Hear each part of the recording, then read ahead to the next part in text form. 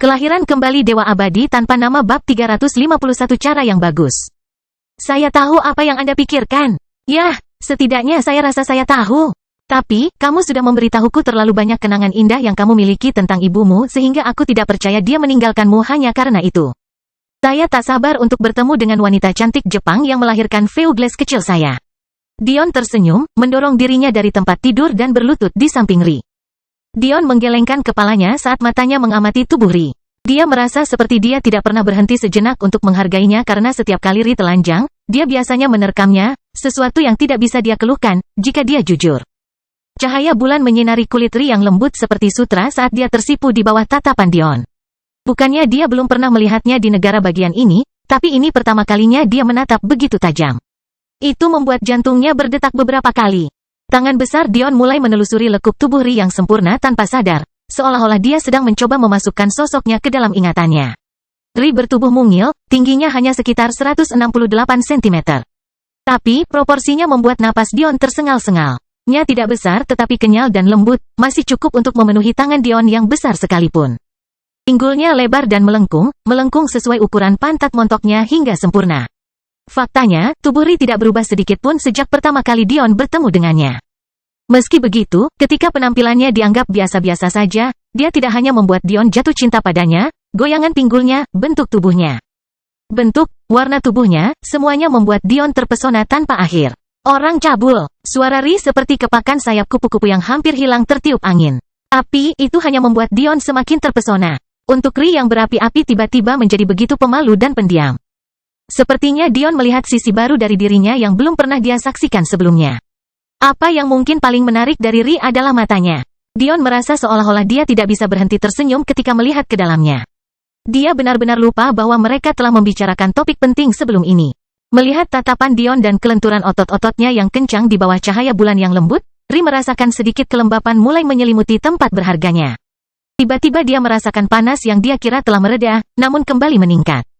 Dion sepertinya menyadari bahwa kemerahan pada kulit Ri bukan lagi karena rasa malu, yang membuatnya tertawa kecil saat pandangannya beralih ke lipatan merah muda halusnya. Mengangkat ibu jarinya ke sana, dia dengan lembut membelai sebagian kecil rambut yang menyebabkan Ri menggeser pinggulnya dengan kesal seolah berkata, sentuh langsung, idiot. Tapi, Dion menyeringai pada dirinya sendiri karena dia tidak menurut. Biarkan aku memijatmu. Dia meraih pinggul Ri, membalikkan tubuhnya saat dia mulai menekan lembut punggungnya yang kencang. Kehendak surgawi dan auroranya mengalir masuk, mengalir ke seluruh tubuh Ri dan membuatnya menghela nafas dengan nyaman. Saat napas Ri menjadi dalam dan rileks, Dion menelusuri tubuhnya. Pemeriksaan ganda dan 3 kali lipat, lukanya disembuhkan dengan sempurna saat dia menikmati kelembutan kulitnya. Apa yang kamu maksud dengan bahasa Jepang? Ucap Ri lirih, tiba-tiba teringat mereka pernah mengobrol sebelumnya. Dion menyebut ibunya orang Jepang, tapi Ri tidak tahu apa maksudnya. Bagaimana dia bisa memiliki konsep tentang apa itu, Jepang, padahal ini adalah dunia persilatan dan bukan dunia fana? Dion tiba-tiba menyadari, dia belum pernah memikirkannya secara mendalam sebelumnya, namun banyak hal yang dia lihat di dunia manusia, baik itu budaya, agama, dan sejenisnya, sering kali terwakili di dunia persilatan. Ketika Ri memperbaiki konflik dalam konstitusinya, bukan hanya dia menjadi cantik yang layak menyaingi Madeline, tapi dia juga mendapatkan sedikit ciri khas Jepang, atau lebih tepatnya.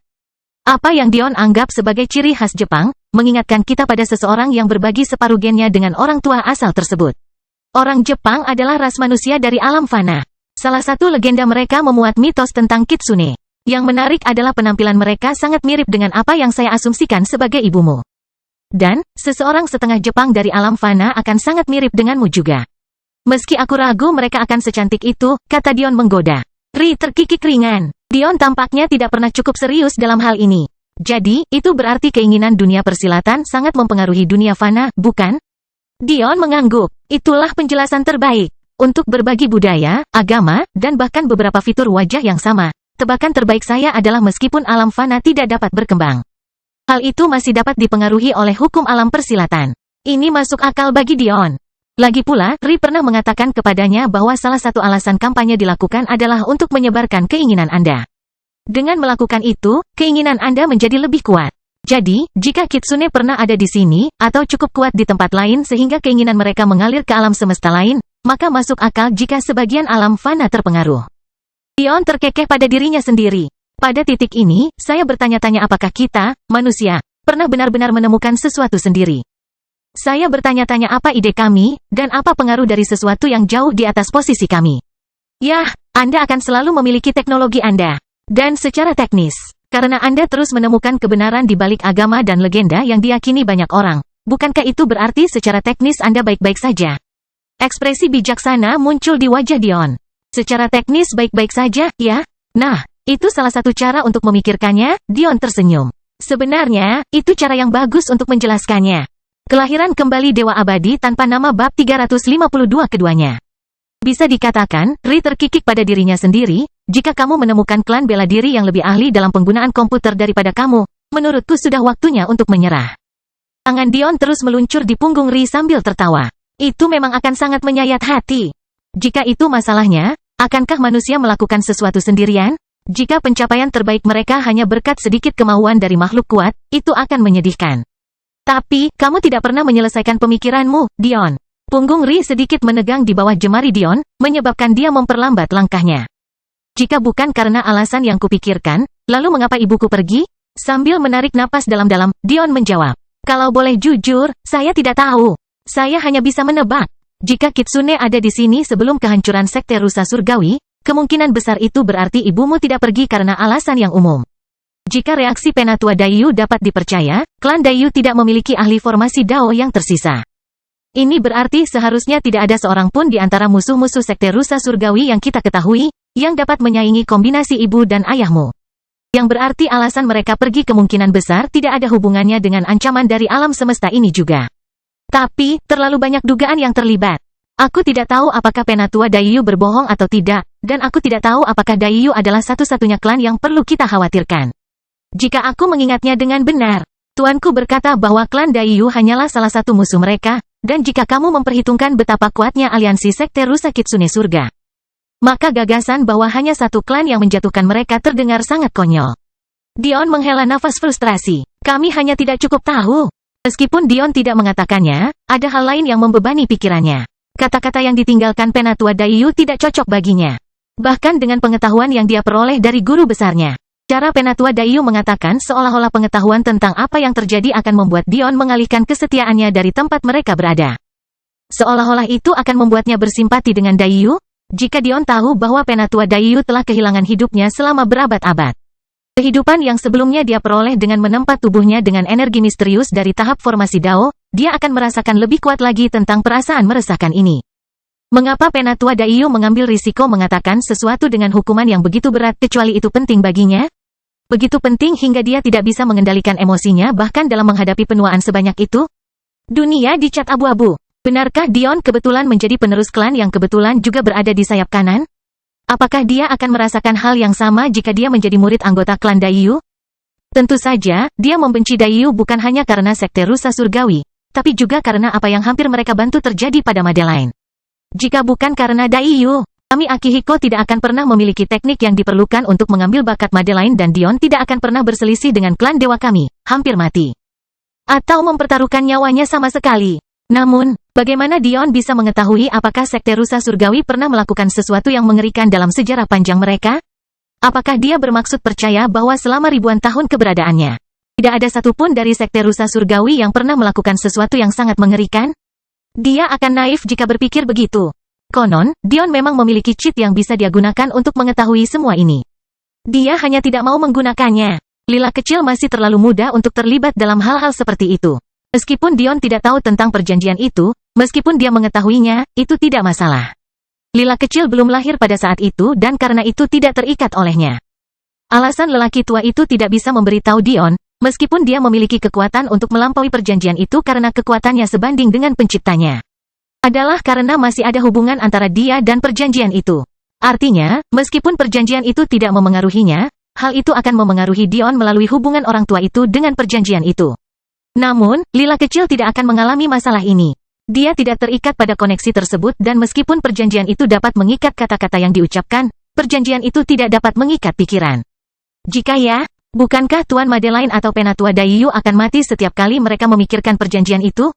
Ini pada akhirnya berarti bahwa yang harus dilakukan Lila kecil hanyalah hadir selama interogasi.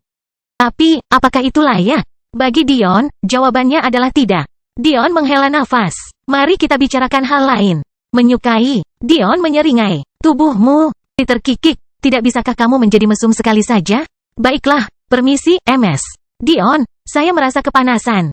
HMPH, mengolok-olok libido istrimu adalah cara yang baik untuk mematikannya.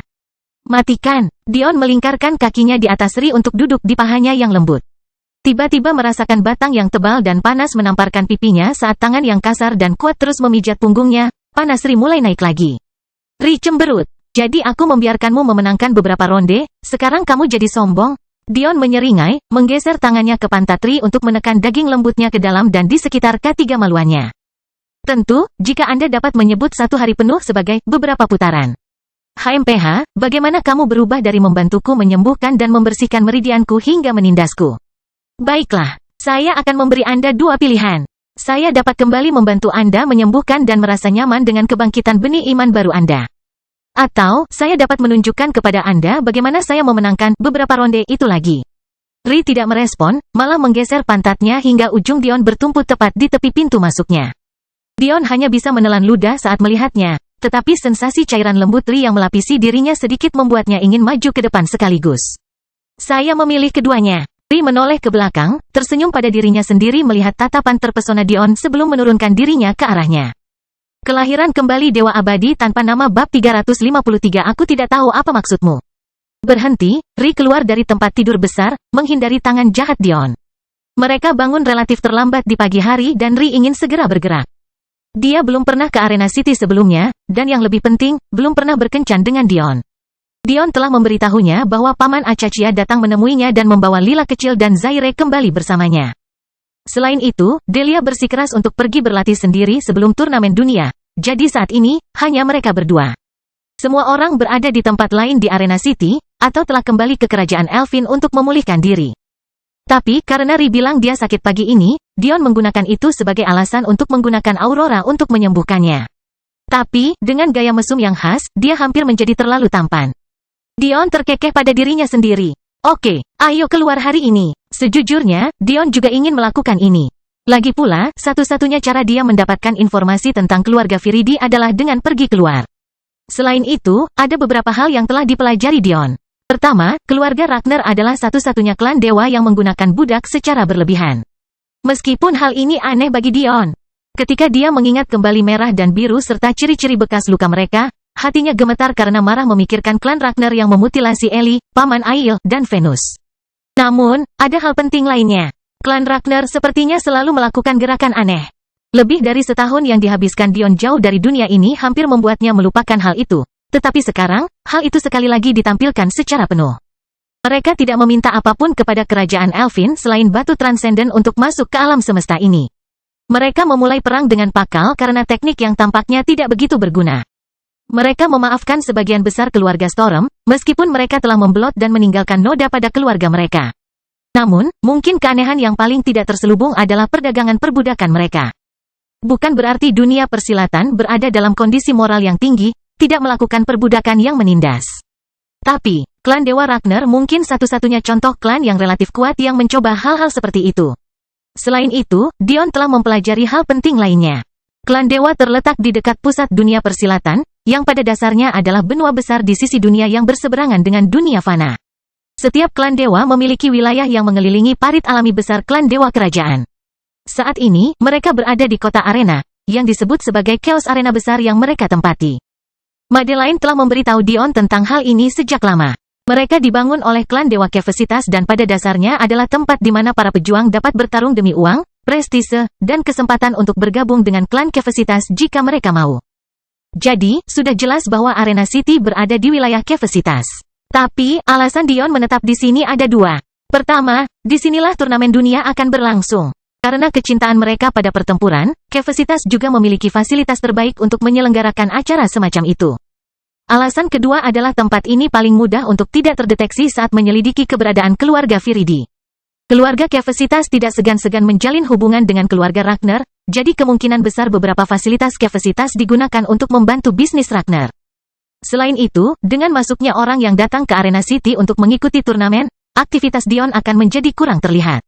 Bukannya dia ingin menyembunyikan fakta bahwa dia ada di sini, dan dia tidak takut bahkan pada para tetua tertinggi Ragnar karena boneka-bonekanya.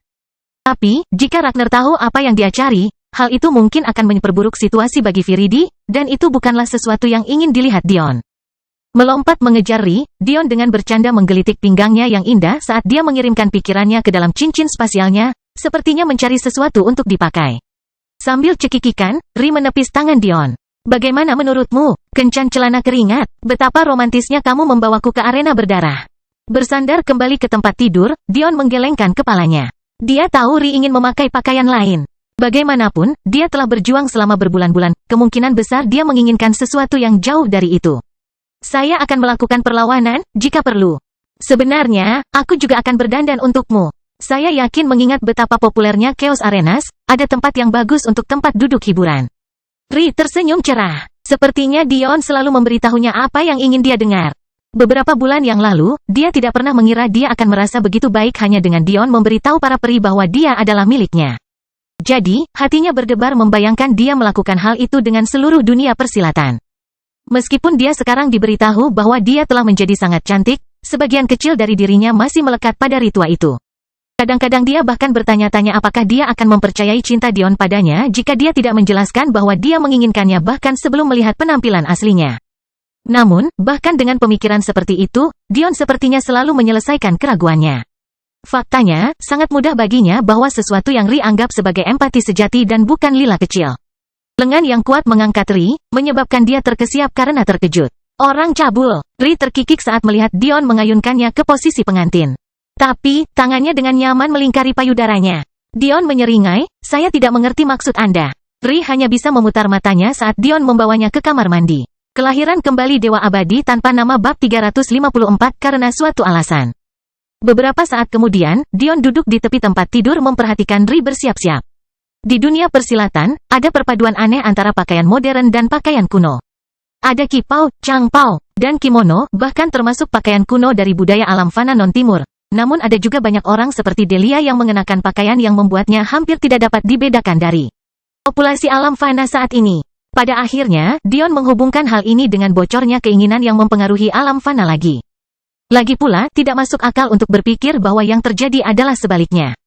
Mengapa dunia persilatan memperhatikan tren dunia fana, tempat yang dibenci oleh banyak dari mereka? Bahkan Delia menjulukinya sebagai orang biasa ketika mereka pertama kali bertemu. Jadi, untuk menyenangkan hati Ri, Dion mengenakan jeans berwarna gelap dan sweater turtleneck berwarna putih, serta kot hitam panjang yang panjangnya mencapai lutut. Cukuplah untuk mengatakan bahwa Dion tidak suka harus berpakaian seperti ini, seluruh konsep itu konyol baginya. Tapi, dia tidak bisa memakai celana olahraga dengan baik saat Ri bersinar begitu terang. Berbalik kembali ke arah Dion, Ri tersipu di bawah tatapannya. Apakah kelihatannya baik-baik saja? Sempurna. Jawab Dion linglung. Ri hanya mengenakan gaun minimalis berwarna biru bertali tipis yang panjangnya hanya sedikit di atas lutut dan ponco rajutan berwarna putih. Namun, gaun itu menempel erat di lekuk tubuhnya, membuat tatapan Dion memanas. Ri tersenyum, berjalan ke arah Dion dan menariknya ke atas, ayo pergi. Dion bahkan tidak berhasil sadar kembali sampai mereka keluar dari pintu. Rambut panjang biru keperakan Ri, kemurnian matanya dan kesempurnaan lekuk tubuhnya hampir berlebihan. Ditambah lagi dengan fakta bahwa bahunya yang halus dan lembut terlihat saat ponconya terlepas dan Dion merasa ingin tinggal di dalamnya lagi. Mengabaikan tatapan terpesona saat mereka berjalan melewati lobi penginapan, Ri menyeret Dion keluar dari pintu masuk untuk melangkah ke jalan berbatu. Melihat sekeliling dengan baik, Arena City jelas jauh lebih besar dari kota Elfin. Bahkan, penginapan tempat mereka berada disebut demikian karena adanya keterputusan yang aneh antara bahasa dunia fana dan dunia persilatan.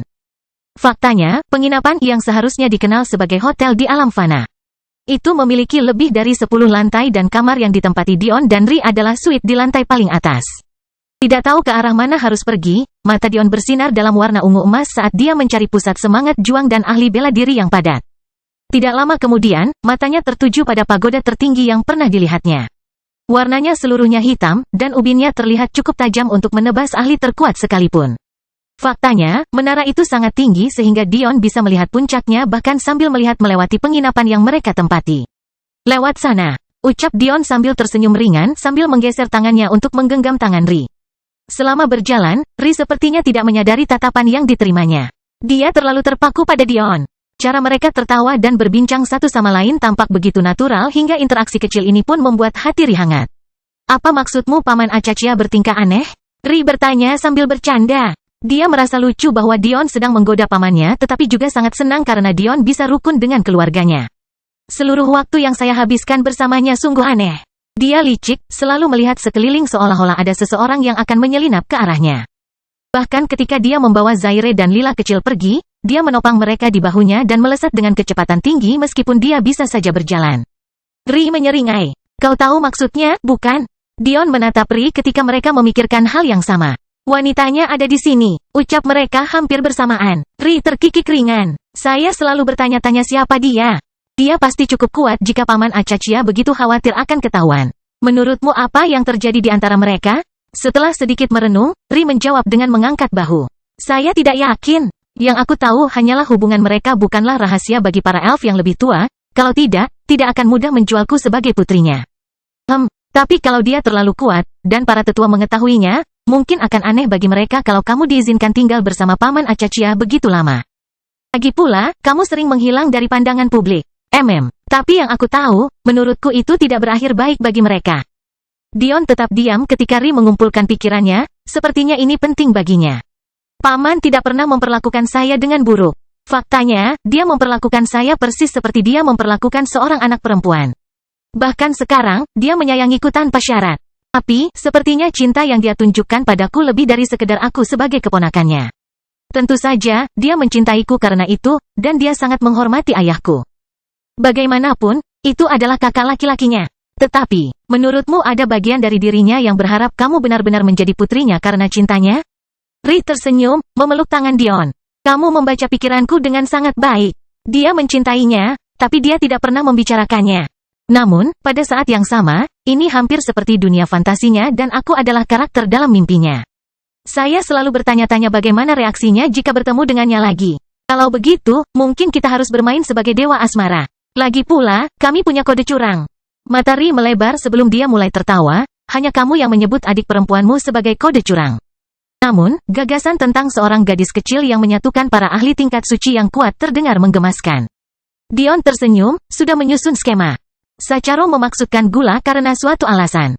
Kelahiran kembali Dewa Abadi tanpa nama bab 355 Arena Kekacauan.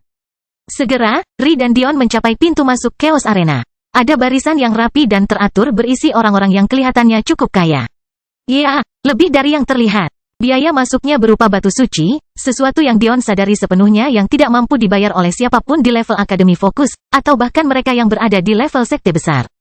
Sayangnya, Dion tidak tahu banyak tentang hierarki klan, terutama yang berada di antara level sekte besar dan klan dewa. Dia sangat yakin bahwa pasti ada pihak yang bisa menjembatani kesenjangan tersebut. Bagaimanapun juga, ahli terkuat dari klan dewa berasal dari alam surgawi. Namun sekte besar hanya memiliki ahli pengumpul esensi yang bisa diikuti. Logikanya, ada di antara keduanya dan kemungkinan besar sebagian besar dari orang-orang ini berada di antara keduanya. Segera, Ri dan Dion berhasil sampai ke depan. Seorang pria muda yang lelah dengan kantung mata yang berat berdiri di dekat bangunan mirip podium di sebelah pintu masuk. Tanpa melihat ke atas, dia memulai pidatonya yang monoton. Selamat datang di Tur Chaos. Pembayaran didasarkan pada tingkat budidaya serta tingkat akses yang Anda inginkan. Jika Anda kuat, Anda membayar lebih sedikit, tidak ada negosiasi. Dion tetap diam, membiarkan pemuda itu melanjutkan. Rencana bisnis Chaos Arena sederhana. Meskipun mereka telah menyiapkan banyak petarung, mereka juga menyukai elemen partisipasi penonton. Oleh karena itu, akan lebih menguntungkan bagi mereka jika para ahlinya berkuasa, itulah sebabnya mereka menurunkan biaya untuk individu yang lebih berkuasa. Meskipun demikian, para pengamat mempunyai hak untuk menolak tantangan dan hanya menikmati pertunjukan, jika mereka mau. Bagaimanapun, Chaos Arena merangkap sebagai pusat hiburan dunia persilatan. Area VIP hanya dapat diakses oleh pejabat terkemuka di benua bela diri, atau anggota klan dewa. Harap waspada terhadap hal ini dan hindari area tersebut jika Anda tidak memiliki latar belakang untuk melakukannya, atau keamanan area Chaos akan terpaksa mengambil tindakan. Terakhir, ada peraturan khusus yang diberlakukan sehubungan dengan turnamen dunia yang akan datang. Kami memiliki lebih banyak turis, dan bahkan klan kuat yang berasal dari 4 planet lainnya. Yang terbaik adalah berhati-hati dan sabar ketika Anda melihat wajah baru. Ini bukan hanya untuk keuntungan Anda, tapi demi kebaikan dan kedamaian Chaos Arena. Aku tidak merasakan adanya pengolahan apapun dari kalian berdua, jadi bayarannya masing-masing adalah 10 batu suci. Dion menghela nafas. 10 batu suci adalah harga yang sangat mahal bagi orang lain, tapi itu tidak berarti apa-apa baginya. Meski begitu, dia tidak merasa ingin membayar lebih hanya karena budidayanya terlalu murni untuk dirasakan oleh karyawan Chaos Arena. Periksa lagi, Dion berkata dengan lemah. Energi esensinya terpancar dari dirinya sendiri, menyelimuti area di sekitarnya. Mata pemuda itu tersentak, matanya membelalak saat merasakan betapa mudanya Dion. Anda harus ingat, bagi banyak benua persilatan, bahkan melampaui formasi meridian tingkat ke-9 adalah hal yang mustahil. Jadi, bagi Dion untuk melepaskan kultivasinya secara ekstrim seperti ini, yang dirasakan semua orang hanyalah tekanan dari seorang ahli pengumpulan esensi. Dan bukan hanya ahli pengumpul esensi biasa. Kepadatan energi esensi Dion sebanding dengan ahli kelas 7 di puncak budidaya pengumpulan esensi mereka. Faktanya, ia lebih murni dan lebih padat dari itu. Ketika berpasangan dengan masa muda Dion, pemuda itu tidak bisa menahan diri untuk tidak menggigil. Dia bahkan tidak berani menatap Ri meskipun dia cantik. Pemuda yang belum pernah dia lihat sebelumnya, bisa jadi adalah salah satu ahli dari 4 planet lain yang dia bicarakan. Sambil menggelengkan kepalanya sedalam-dalamnya, pemuda itu berulang kali meminta maaf. Tidak ada pembayaran Pak, tidak ada pembayaran. Saya minta maaf. Ketika pemuda itu mengatakan pembayaran didasarkan pada tingkat kultivasi, dia mengabaikan untuk menyoroti bagaimana tingkat kultivasi dikaitkan dengan usia. Jika seorang lelaki tua dengan 1 kaki di dalam kubur meningkatkan tingkat budidaya Dion, dia harus membayar 10 batu penuh. Namun, Dion adalah seorang yang berbakat. Dan apalagi yang diinginkan Chaos Arena? Sambil tersenyum, Dion berjalan melewati pintu hitam besar dan masuk ke area lobi dengan beberapa pintu lift menuju ke berbagai tingkat. Ayo pergi ke area VIP, kata Dion sambil menatap Ri. Ri cemberut, kultivasimu benar-benar menakutkan loh. Saya seharusnya berlatih daripada bersenang-senang. Jangan seperti itu, kata Dion sambil bercanda, aku masih ingat saat kamu memukuliku. HMPH, beri aku lebih banyak waktu dan orang tua untuk membantuku berbuat curang, maka aku akan segera kembali melakukannya. Ri, tentu saja, mengatakan ini dengan bercanda. Dia sepenuhnya menyadari proses melelahkan yang dilakukan Dion untuk mendapatkan meridiannya. Faktanya, banyak yang mungkin menjadi tidak waras setelah mengalami hal seperti itu. Namun, inilah Dion, tersenyum cerah seperti biasanya dan sepertinya hanya peduli pada orang lain di sekitarnya. Ri tidak lupa betapa baik Dion memperlakukannya dan betapa perhatiannya dia. Jika aku tidak menjadi lebih kuat, bagaimana aku bisa bertahan dari seranganmu? Ri tersipu malu mendengar sindiran Dion, gigi taringnya sedikit bersinar, melalui senyumannya. Orang cabul, pengganti topik pembicaraan, lanjut Ri. Apakah kamu yakin kita harus pergi ke area VIP? Dion terkekeh. Saya pikir Anda melupakan sesuatu yang sangat-sangat penting. Ri menatap Dion, bingung. Orang itu mengatakan pejabat penting dan anggota klan dewa, bukan? Mata Ri berbinar karena tiba-tiba menyadari, dia tidak bisa menahan tawa pada dirinya sendiri. Dia benar-benar telah melupakan sesuatu yang sangat penting. Tapi, itu terlebih lagi karena dia terbiasa menyembunyikan identitasnya sepenuhnya. Siapa yang lebih diakui sebagai anggota klan dewa selain putri kerajaan Elfin? Ditambah lagi, suaminya cukup gagah, jadi tentu saja dia juga layak mendapat tempat. Ri memutar matanya, oke, Tuan Jaus. Ayo pergi. Kelahiran kembali Dewa Abadi tanpa nama bab 356 dipahami. Pemindai lobby lift, Dion melihat cukup banyak. Masing-masing tampaknya memiliki penutup lantai sendiri, dan Dion berasumsi bahwa hanya elevator yang dapat mencapai lantai paling atas yang akan menuju ke area VIP. Dari apa yang dia ketahui tentang Chaos Arenas, ada banyak tahapan pertarungan. Namun, hal itu hanya terjadi ketika pertarungan tersebut hanya memiliki sedikit investasi. Ini pada dasarnya akan menjadi seperti pertarungan gratis untuk semua orang, di mana bahkan 10 atau lebih pertempuran dapat terjadi sekaligus. Di dalam Chaos Arena, tentu saja ada peringkat yang dipisahkan berdasarkan tingkat budidaya yang banyak orang perjuangkan untuk ditingkatkan. Kemungkinan besar juga dengan diadakannya turnamen dunia, klan Dewa Kevasitas akan mengadakan beberapa acara khusus. Ini berarti bahwa mungkin gratis untuk semua hanya akan menjadi makanan pembuka untuk beberapa acara utama yang menguntungkan. Sambil tersenyum, Dion dan Ri berjalan menuju lift di ujung lobi besar. Tidak mengherankan, hanya ada sedikit orang yang berkeliaran di sekitarnya, menunggu resepsionis mengizinkan mereka masuk. Kenapa kita tidak bisa masuk? Aku ingin kamu tahu bahwa ayahku adalah pejabat terkemuka di bank klan Dewa Kerajaan. Saya tidak perlu menjadi anggota klan utama untuk masuk. Saya pernah ke sini sebelumnya. Wajah seorang pria muda terbakar amarah saat dia menyerang seorang wanita muda yang datar. Dia tampaknya tidak terlalu terkesan dengan penampilannya. Setelah bertahun-tahun berurusan dengan klan paling bergengsi, tuan muda, dan simpanan yang pernah ada, gagasan untuk berurusan dengan putra seorang bankir tampaknya tidak terlalu menakutkan baginya. Saya sudah menjelaskannya, kecuali Anda termasuk di antara 100 peringkat kumulatif teratas, atau salah satu dari mereka, Anda tidak akan diizinkan masuk ke area VIP di masa mendatang. Satu-satunya pengecualian adalah jika Anda kebetulan memiliki budidaya seorang suci, yang jelas-jelas tidak Anda miliki. Jika Anda tidak ingin berurusan dengan keamanan kami, sebaiknya Anda pergi. Pria muda itu gemetar, tapi sepertinya dia lebih malu dari apapun. Dia telah berjanji kepada teman-temannya untuk membawa mereka ke area VIP.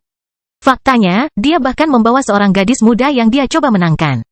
Namun sekarang, disinilah dia, merasa malu karena seseorang yang tidak disebutkan namanya. Dion dan Ri tetap diam, menunggu giliran. Meskipun Ri ingin mundur setelah dia mendengar persyaratannya, Dion hanya mengedipkan mata padanya sehingga menyebabkan dia menatapnya dengan bingung. 100 peringkat teratas sudah cukup sulit untuk dijangkau. Tapi, 100 teratas dalam peringkat kumulatif adalah hal yang sangat berbeda. Pemeringkatan kumulatif tidak hanya memperhitungkan bumi, tetapi juga 4 planet lainnya. Artinya, kecuali Anda berada di 20 besar dunia, kecil kemungkinan Anda akan masuk peringkat kumulatif. Sebenarnya Dion tidak tahu berapa peringkat mereka. Faktanya, dia bahkan belum sempat bertanya kepada Ri bagaimana pemeringkatannya. Tapi, dia ingin menggunakan kesempatan ini untuk melihat apakah dia bisa melihat sekilas daftarnya. Dia tertarik untuk mengetahui apakah dia atau Ri sudah berbuat cukup. Melihat dia tidak mendapatkan apa-apa, pemuda itu berbalik untuk pergi, tidak mau berurusan dengan keluarga Kefesitas. Walaupun yang menjaga keamanan adalah anggota keluarga berpangkat rendah, mereka masih jauh lebih kuat daripada yang bisa dia atau teman-temannya tangani. Tapi ketika dia menoleh ke belakang dan melihat teman-temannya tertawa-tawa di belakang punggungnya, amarahnya naik ke tingkat yang baru.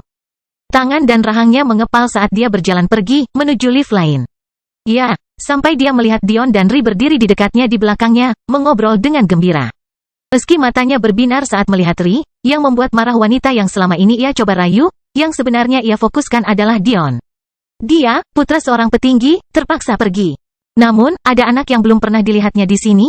Awalnya dia mengira mungkin Dion berasal dari planet lain. Itu akan menjelaskan mengapa dia belum pernah melihatnya sebelumnya. Tapi, dia tidak merasakan kultivasi dari Dion. Jadi, meskipun dia berasal dari alam semesta lain, tidak mungkin dia masuk dalam 100 besar.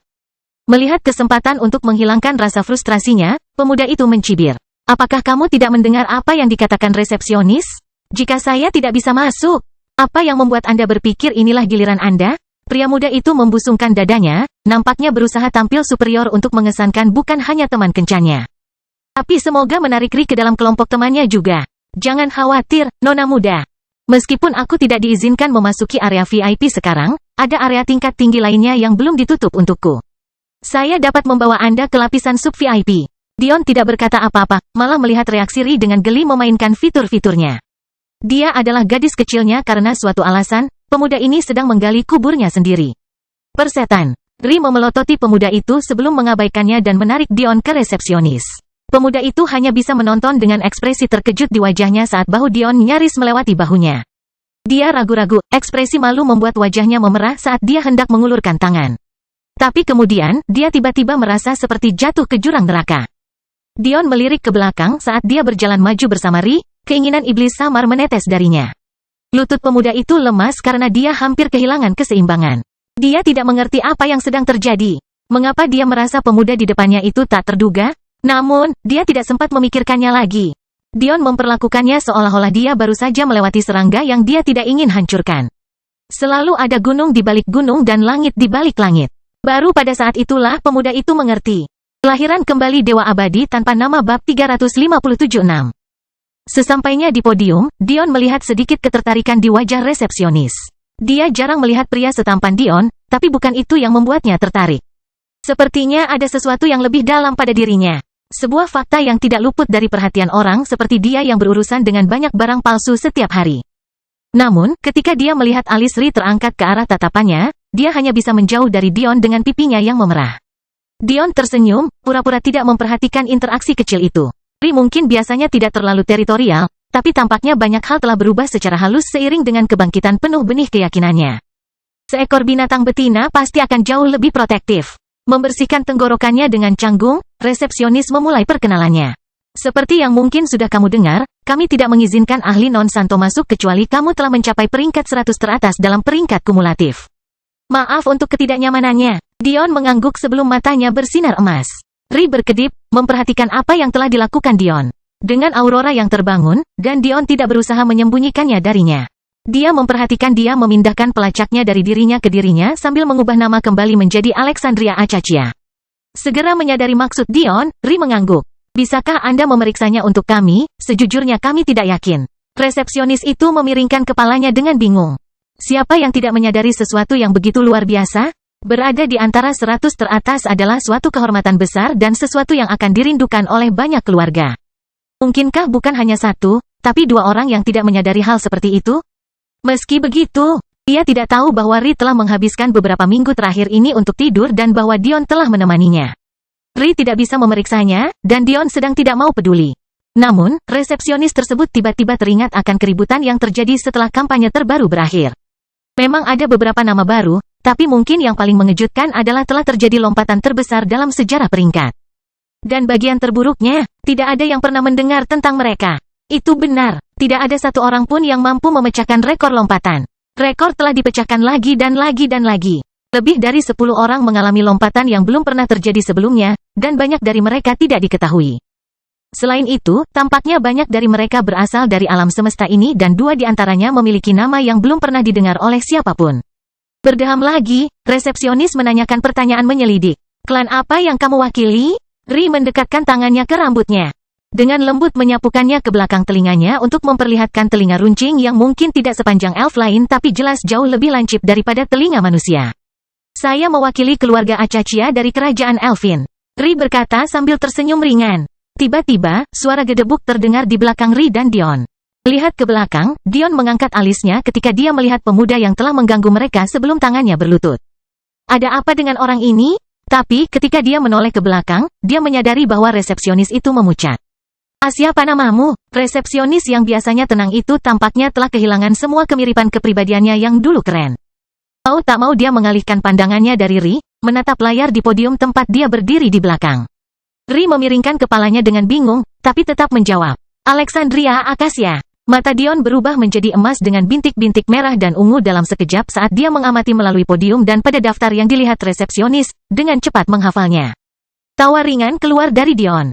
Sepertinya Veugles kecilku sungguh menakjubkan. Mata resepsionis terbelalak melihat sapaan Dion. Dia memberi nama hewan peliharaan pada putri kerajaan Elfin. Siapa dia? Mungkinkah dia? Aku minta maaf menanyakan hal ini. Tapi aku perlu menggunakan pelacakmu sebagai konfirmasi atau aku tidak akan bisa membukakan pintu lift untukmu dan... Suami. Ri tersenyum, tampak lebih bangga dengan jawabannya kepada resepsionis dibandingkan dengan reaksi yang didapatnya. Ri sudah lama berhenti menyebut Dion sebagai tunangannya. Di dunia persilatan, tidak banyak ikatan hukum antara suami dan istri dan biasanya hanya diperlukan penyempurnaan. Namun, hal itu pun lebih merupakan konstruksi sosial daripada fakta nyata. Selama 2 orang saling menerima, itu sudah cukup. Dengan banyaknya planet dan alam semesta yang ada, mustahil mempertahankan sistem yang tunggal dan seragam. Mengetahui hal ini, Dion menerima dan mengambil peran itu dengan senang hati. Tiba-tiba, dengan kata-kata Ri, lobi menjadi sunyi secara signifikan. Orang-orang sudah memperhatikan karena teriakan pemuda itu, tetapi dengan terungkapnya Ri sebagai putri Elfin, banyak yang akhirnya mengetahui legendanya. Acacia Alexandria. Satu-satunya wanita selain Madeline Sapientia yang masuk dalam daftar peringkat bumi selama kampanye pertamanya. Acacia Alexandria. Putri kerajaan Elfin yang pernah menyaingi keluarga Belmont. Acacia Alexandria. Anak perempuan dari seorang pria yang dianggap paling kuat di alam semesta ini. Dia sudah lebih dari 1 dekade tidak muncul, tapi inilah dia. Dan dia tidak hanya muncul sendirian, tapi bersama seorang pria muda dengan aura yang hampir tak tertandingi. Seorang pria muda yang dia panggil suaminya. Dalam banyak hal, orang-orang penasaran tentang siapa Dion dan juga tentang Ri. Tapi, semua pikiran tentang Dion benar-benar terhapus ketika mata akhirnya tertuju pada Ri. Ruangan itu tiba-tiba kehilangan nafas kolektif dan hati banyak orang berdebar kencang. Banyak yang tidak menyangka akan melihat kecantikan yang bisa menyaingi Madeline. Namun, hanya dalam beberapa hari terakhir, mereka telah melihat 4 orang lainnya. Dan sekarang, Ri mencapai posisi kelima. 5 keindahan alam semesta tiba-tiba menjadi 6 yang mendominasi. Kelahiran kembali Dewa Abadi tanpa nama bab 358 sendirian. Resepsionis itu sepertinya tidak tahu lagi apa yang harus dilakukan dengan dirinya sendiri. Jika Ri berada di 100 besar, itu sudah cukup sulit untuk diterima. Tapi pangkatnya, itu tidak masuk akal. Dan baginya untuk mencapai peringkat itu hanya dalam 1 kampanye, itu belum pernah terjadi sebelumnya. Cerita mengenai kampanye masa lalu telah menyebar dengan cepat. Bahkan, resepsionisnya pun mengetahui nama pemuda tersebut, atau siapa namanya seharusnya, Dion Sacharo. Tapi, namanya tidak ada dalam daftar. Hanya milik Ri yang ada. Tapi ada begitu banyak cerita tentang dia. Apakah itu dilebih-lebihkan? Dion tampaknya tidak keberatan dengan pengawasan resepsionis terhadap dirinya. Hanya sedikit orang yang tahu nama apa yang dia gunakan saat berkampanye dan hanya Ri yang tahu apa yang telah dia lakukan untuk mendapatkan pangkat yang dia duduki sekarang. Sambil tersenyum, Dion membawa Ri ke dalam lift, mengabaikan tatapan saat pintu hitam tertutup dan mereka mulai bergerak perlahan ke atas. Tidak dapat menahan rasa penasarannya, Ri menatap Dion dengan mata biru keperakannya, seolah mempertanyakannya dengan tatapannya. Dion menyeringai, "Kamu ingin tahu kamu berada di peringkat berapa? Aku ingin tahu kamu berada di peringkat berapa?" Ri berkata dengan serius. Dia sangat menyadari bahwa pangkat apapun yang dia miliki adalah karena Dion menyedot perbuatannya kepadanya. Dia tidak menyukai itu. Tidak ada yang tahu lebih dari Madeline dan Ri betapa pentingnya mencantumkan namanya di Martial bagi Dion. Tujuan Dion adalah meninggalkan dampak terbesar dalam ingatan orang tuanya. Ri tidak mempunyai tujuan seperti itu, dia hanya ingin mencari ayah dan ibunya untuk melengkapi keluarganya. Sesuatu seperti pangkat tidak penting baginya. Namun, Dion masih melakukan apa yang dia lakukan. Dion melepaskan lengannya dari genggaman Ri untuk melingkarkan tangannya di pinggang ramping dan melengkung itu. "Saya telah mengubah cara pandang saya dalam banyak hal," kata Dion lembut. "Bahkan sebelum kampanye ini dimulai, saya memutuskan untuk berkampanye dengan nama Demon Sage, bukan untuk menyembunyikan diri, tetapi untuk membalas orang yang telah banyak berkorban demi saya. Aku berhutang banyak pada banyak orang, dan meskipun aku tidak akan menganggap orang bijak iblis sebagai tuanku, aku masih merasa perlu membayarnya kembali dengan menggunakan namanya. Demon Sage bukanlah nama aslinya. Itu adalah gelar yang dia berikan pada dirinya sendiri untuk mengejek dirinya sendiri. Dia adalah pria yang ingin berbuat baik tetapi akhirnya mengorbankan hampir semua orang yang penting bagi dirinya untuk melakukannya. Saya tidak mengambil gelar Demon Sage untuk mengikuti jejaknya. Ini sebagai ucapan terima kasih atas pengingat yang dia berikan padaku. Sebuah pengingat bahwa aku masih berusaha sebaik mungkin untuk mengingatnya setiap hari. Saya ingin menyelamatkan semua orang yang saya sayangi, tapi saya harus melakukannya dengan cara yang benar. Saya harus merenungkan konsekuensi dari tindakan saya, dan menyadari bahwa mungkin kemenangan bagi saya, belum tentu merupakan kemenangan bagi orang lain." Dion menggeser dirinya untuk berdiri di depan Ri saat lift perlahan bergerak ke atas, menggeser tangannya untuk bertumpu pada pinggulnya. "Namun, di saat yang sama, saya juga tidak ingin orang-orang yang saya sayangi tersesat dalam semua omong kosong itu. Poin yang saya sampaikan kepada Anda tidak lebih atau kurang dari apa yang pantas Anda dapatkan. Kamu menghabiskan waktu berbulan-bulan berjuang tanpa istirahat. Membunuh puluhan ribu basilis sendirian meskipun ada perbedaan dalam budidaya. Saya hanya memberi Anda poin, Anda tidak memiliki pelacak untuk menghitungnya."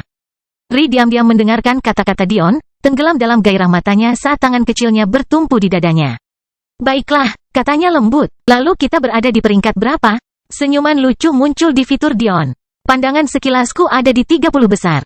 Ri berkedip, 30 teratas. Tiba-tiba Ri memukul ringan dada Dion dengan tangan kecilnya. "Kamu pembohong. Kamu bilang kamu tidak memberiku lebih dari apa yang aku peroleh." Dion terkekeh. "Sebenarnya tidak. Aku bersumpah." Apa yang Ri lupakan adalah seberapa besar pertempuran dengan klan Pantus telah mengubah banyak hal hingga tingkat kesulitannya. Tidak hanya skelet elephant yang memiliki peringkat tinggi dalam binatang yang sulit dibunuh, Ri juga memainkan peran penting dalam mengalahkan 11 dari mereka secara bersamaan. Kemudian, dengan hampir 100 sekutu lainnya, Ri selamat dari serangan gencar ratusan ribu basilis. Dalam rentang waktu itu, ratusan orang tersebut telah memangkas hampir 400 ribu basilis menjadi hanya 90 ribu. Dan, Ri sendiri, dia bertanggung jawab atas kematian sedikitnya 20 ribu orang. Karena fokus tentara pada Jenderal Iblis, Ri biasanya memiliki lebih banyak kebebasan untuk bermanuver. Tapi, itu bukanlah poin yang paling ampuh. Dengan kekosongan keinginan Ri, menangani jumlah besar jauh lebih mudah daripada yang lain. Jadi, ketika Dion kembali untuk menyelamatkannya, puluhan ribu basilis yang dia keluarkan semuanya diselipkan di bawah nama Ri. Dengan tambahan dorongan yang diberikan dengan menyebabkan mundurnya klan Dewa Raja Uidah, Ri mungkin mendapat sedikit dorongan, tapi tidak cukup besar untuk perubahan peringkat yang drastis. Pada akhirnya, Dion menepati janjinya. Dia benar-benar hanya memberi Ri apa yang dia dapatkan. Namun, untuk menghindari melakukan hal ini di kemudian hari, dia menggunakan konfigurasi pelacaknya sendiri, untuk menggantikan Ri juga. Memikirkan sesuatu, Ri berhenti memukul Dion. "Tunggu, jika saya masuk 30 besar, bagaimana dengan Anda? Kamu tahu, lupakan kamu, bagaimana dengan kakak Madeline? Aku tidak peduli lagi padamu, pembohong." Dion tersenyum sendiri, membelai lembut rambut Ri dan kembali ke sisinya. "Madeline masuk dalam 20 besar. Saya orang yang beruntung. Karena ini adalah kampanye kedua Madeline, akumulasi prestasinya telah memberinya peringkat lebih tinggi. Setiap tahun, pada setiap kampanye baru, beberapa orang akan pensiun dan melepaskan jabatan tinggi mereka, sehingga membiarkan generasi muda untuk naik ke posisi yang lebih tinggi. Sehingga menghasilkan siklus alami yang menyeimbangkan akumulasi pahala dan pahala baru. Ri memutar matanya melihat seringai di wajah Dion saat lift terus berhenti. Sebenarnya, mereka tidak perlu membicarakan peringkat Dion.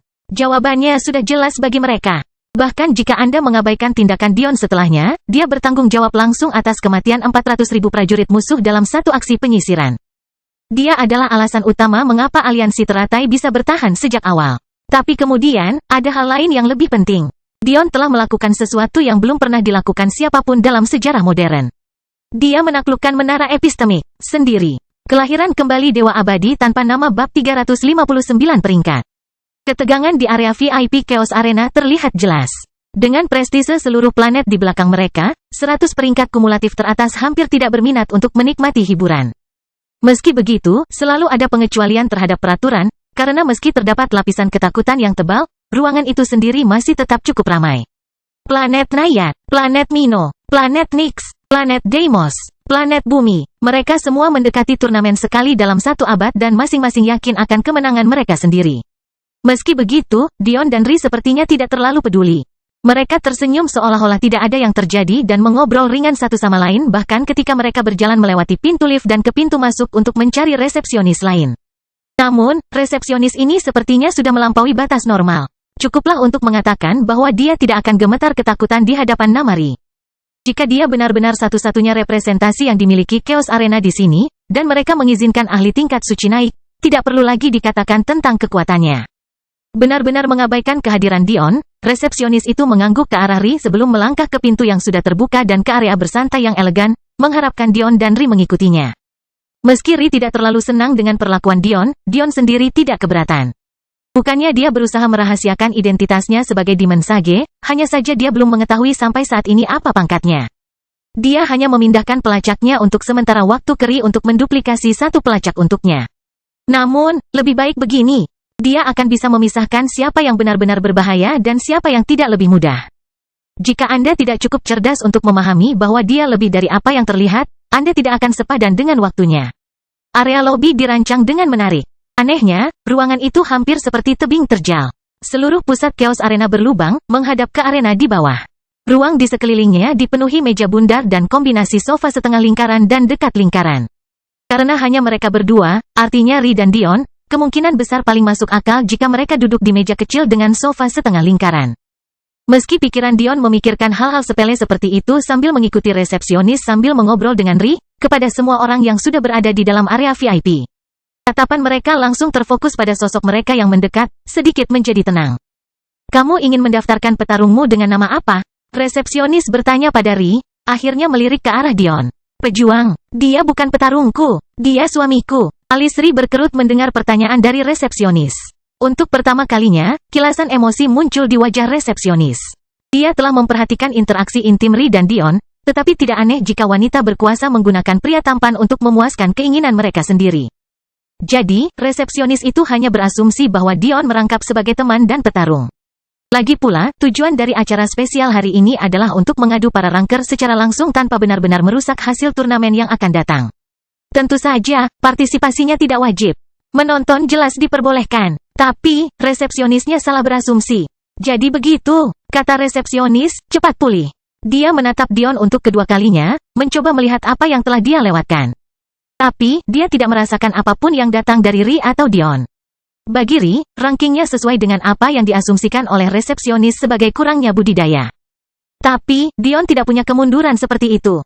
Tawa keras terdengar dari sudut ruangan. Bayangkan seorang pria harus bergantung pada istrinya untuk melakukan sesuatu. Jika kamu menikahi petarungmu dengan mudah, nona cantik.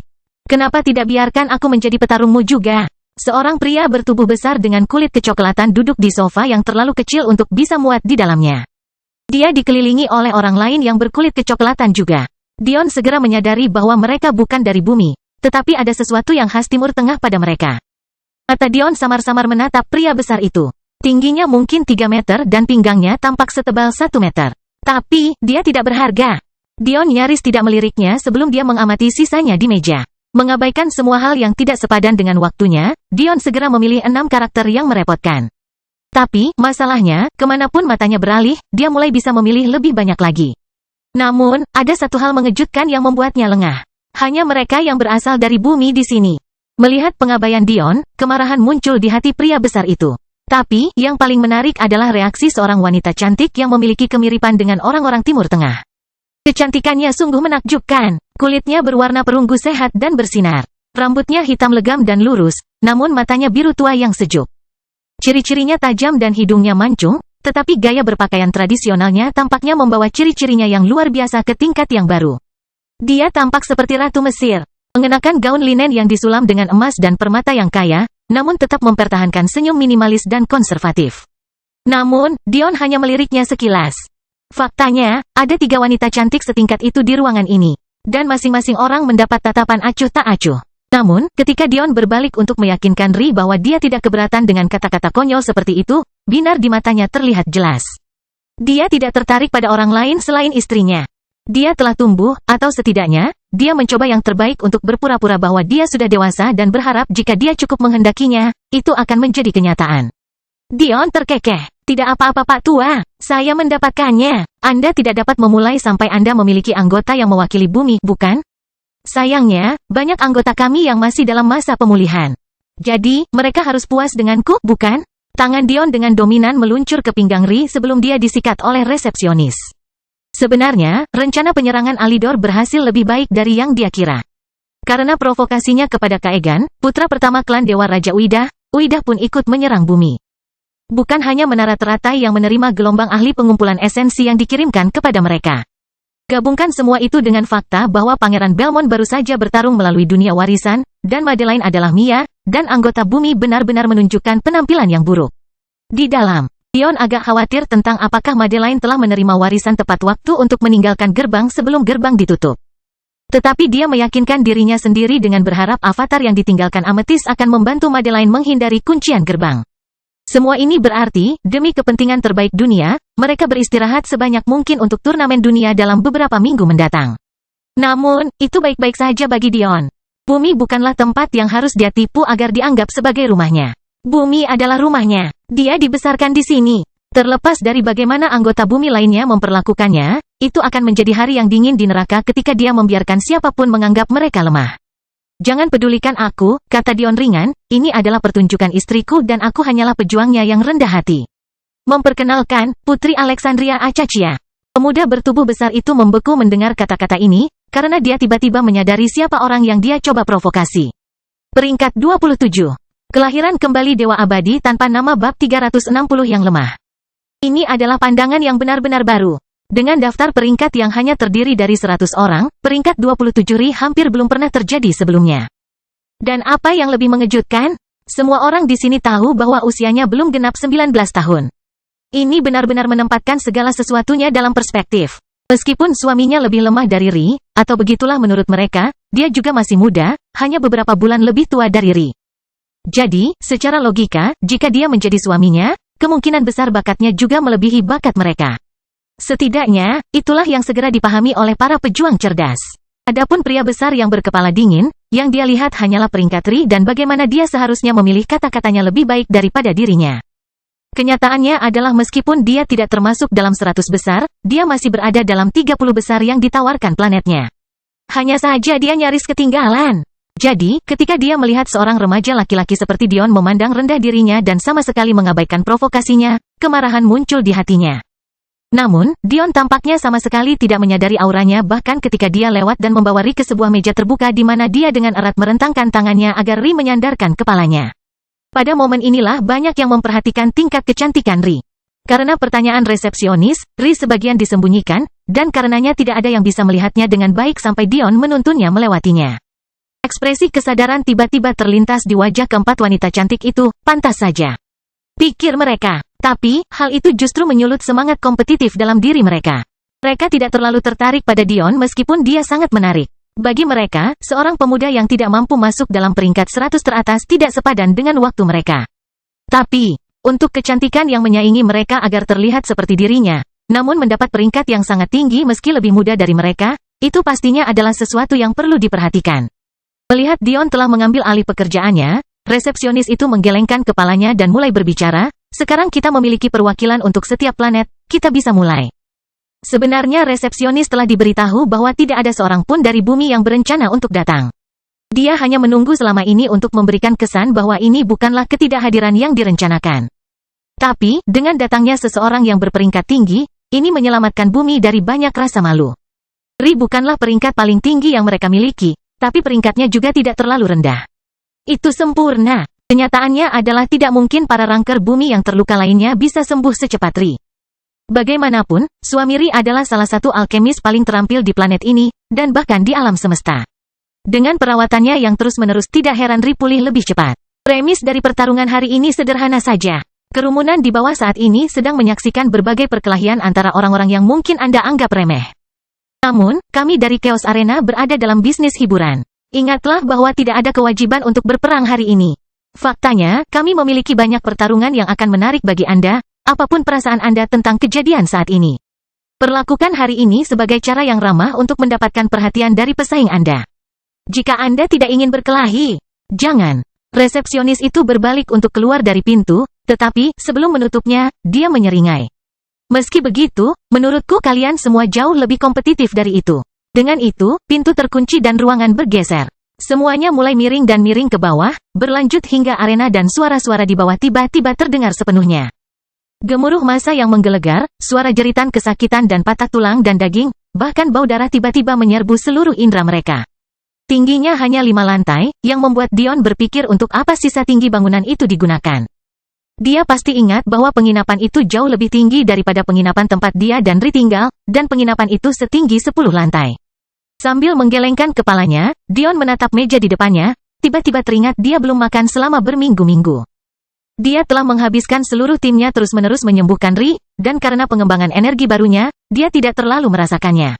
Tapi, dia kehilangan aspek kemanusiaan dalam menikmati makanan. Lapar. Dion tersenyum pada Ri yang tampak tersesat sesaat, melihat semua kekacauan yang terjadi di arena di bawah. Ri terkikik, meletakkan tangan kecilnya di paha Dion, silakan makan, pelahap. Dion menyeringai ketika dia menyadari mekanisme makanannya hampir identik dengan anggur surga. Dia sadar bahwa meskipun dia tidak memiliki lencana Iacus, dia pada dasarnya bisa menggunakan alkimia susunannya untuk memaksa meja memberinya makanan apapun yang dia inginkan secara gratis. Tapi, dia merasa lebih lucu mengetahui bahwa di suatu tempat, tap Iacus terus bertambah. Bahkan, dia bertanya-tanya apakah dia akan segera bertemu Iacus lagi. Dia merasa aneh bahwa seseorang sekuat dia tidak ada di gerbang. Atau setidaknya, Dion belum melihatnya. Sangat mungkin Iacus berkampanye di planet lain. Tak butuh waktu lama, meja Dion dan Ri sudah terisi makanan. Tapi, jelas bagi semua orang bahwa hanya Dion yang makan. Bagi para pejuang elit, makan hampir merupakan sesuatu yang hanya diperuntukkan bagi masyarakat kelas bawah. Jika Anda merasa cukup lapar untuk makan, itu berarti Anda malas dalam berkultivasi, atau Anda lemah pada awalnya. Namun, mereka yang lebih cerdas memperhatikan sesuatu yang berbeda tentang makan Dion, menyebabkan mata mereka menajam dan memandangnya dengan cara yang sama sekali berbeda. Pencernaannya sempurna. Itu hanya berarti satu hal, tahap dasar budidayanya telah mencapai tingkat kesempurnaan yang hanya diperbolehkan oleh teknik tingkat puncak. Namun, mereka tidak merasakan adanya kultivasi darinya. Mereka tidak tahu apa maksudnya. Tentu saja, Dion sengaja melakukan ini. Dia ingin melihat siapa yang akan memperhatikan seberapa besar kendali yang dia miliki atas tubuhnya. Mereka yang memperhatikan akan berhak untuk berada di radarnya. Tiba-tiba, wanita cantik Timur Tengah berpakaian seperti Ratu Mesir memikirkan sesuatu. Uta. Pergi dan selidiki dia. Dia berkata melalui komunikasi esensi. Pemuda bertubuh besar itu tidak memerlukan dorongan apapun lagi. Dia tidak tahu dia sedang dimanfaatkan. Tapi meskipun dia tahu, perintah wanita muda ini bukanlah perintah yang bisa dia abaikan. Dion mendengus main-main ketika dia melihat siapa yang datang, tapi dia tidak terlalu peduli. Faktanya, Dion masih memindai area itu untuk mencari budak klan Ragnar yang bisa dia temukan. Sampai sekarang, Dion dapat melihat di antara 20 arena di bawah, setidaknya 5 di antaranya melibatkan pertarungan budak dengan satu atau lain cara. Beberapa bahkan memiliki 2 budak yang saling bertarung. Dan ketika mereka tidak sedang bertempur, mereka sedang membersihkan kekacauan yang terjadi dalam pertempuran tersebut. Dion lebih memedulikan hal ini daripada boneka badut yang sekarang membayangi dirinya dan Ri. Persetan. Ri tidak senang. Mereka tidak mengganggu siapapun sejak mereka datang. Namun disinilah pria bertubuh besar ini datang dengan niat buruk yang jelas. Pemuda itu ragu-ragu melihat kemarahan Ri. Dia sudah siap menghadapi Dion, tapi Ri adalah seseorang yang bahkan dia tidak ingin memprovokasi. Tapi, dia tahu sudah terlambat untuk mundur sekarang, jadi dia fokus pada Dion, berharap sekutunya akan membantunya jika terjadi pertarungan dengan Ri. Bisakah kamu disebut laki-laki? Bersembunyi di balik seorang wanita? Dion tidak berkata apa-apa, terus mengamati arena dan memakan daging dari makhluk yang pastinya merupakan binatang tingkat surga yang sangat membahagiakannya. Melihat Dion mengabaikannya, pemuda itu menganggap ini sebagai tanda kelemahan. Yang lemah tidak punya tempat di sini. Aku ingin tempat dudukmu, jadi sebaiknya kamu pergi. Dion menghela nafas. Aku biasanya mencoba untuk tidak menilai orang dari penampilan luarnya, tapi kamu benar-benar orang yang tidak punya otak, bukan? Apa katamu? Yang terburuk, lanjut Dion, mengabaikan pertanyaannya. Kamu bilang aku bersembunyi di belakang seorang wanita, tapi kamu menerima perintah dari seorang wanita sekarang. Faktanya, Anda berharap untuk menggunakan dia sebagai tameng untuk melindungi Anda dari kemarahan istri saya. Kamu pria yang cukup jantan, bukan?